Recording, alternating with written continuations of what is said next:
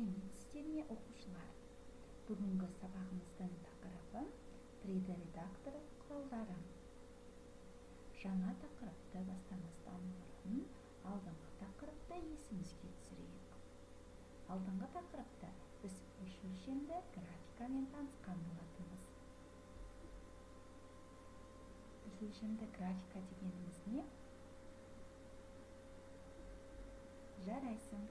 Сурет салу, видео жазбалар жасауға арналған үш өлшемді кеңістікте көлемі үлкен объектілерді модельдеуге арналған компьютерлік графика бөлімі.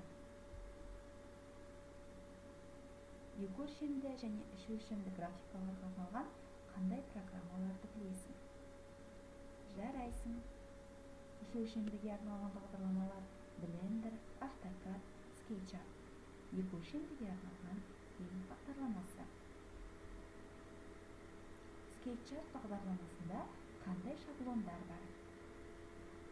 Жарайсың. SketchUp бағдарламасында барлығы 8 шаблон бар. Олар жай шаблон, сәулеттік жоба, жобалық құжаттама, қалалық жоспарлау және тағы да басқалары жатады. Бүгінгі сабақта үйренетініміз SketchUp бағдарламасы редакторының құралдары, графикалық примитивтерді құруға арналған құралдарды пайдалану. SketchUp Make бағдарламасының құралдары қызметтеріне қарай мына түрлерге бөлінеді. Бірінші, сызу құралдары. Сызу құралдарында жатады сызық объектілердің бастапқы сұлбасын сызу құралы, қолмен сызу объектілерді қалам көмегімен сызуға арналған құрал.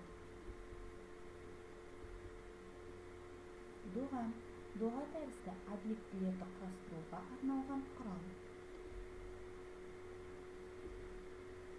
Және тіктөртбұрыш сызу үшін қолданылады. Шеңберлер мен дөңгелектерді сызуға арналған құрал. Көкбұрыш объектілерді құрастыруға арналған құрал. Келесі құралдар ол модификациялау құралдары.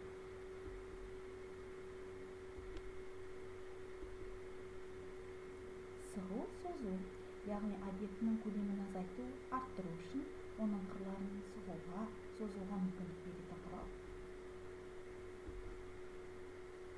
Жылжу, координатаның бас нүктелерінен бірдей қашықтықта орналасқан сызықтардың көшірмесін жасайды. Орын ауыстыру, объектінің орнын ауыстырады. Бұру, объектілерді дөңгелектелген сызық бойымен созу, бұрмалау немесе өшіру. Масштаб, объектінің өлшемдерін өзгертетін құрал болып табылады.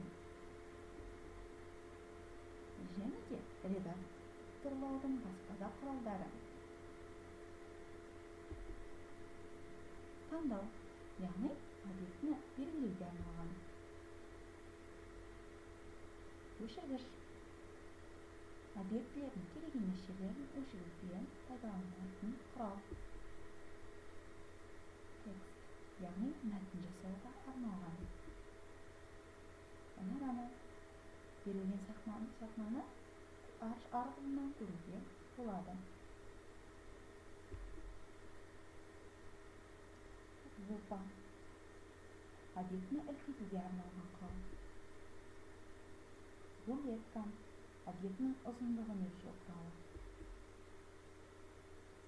Құйып бояу, құрылған объектілерді бояу құралы. Тапсырма, оқулықта 53-ші беттегі сұрақтарға жауап беру тапсырмасы. Дәптерге жазбаша орындаймыз.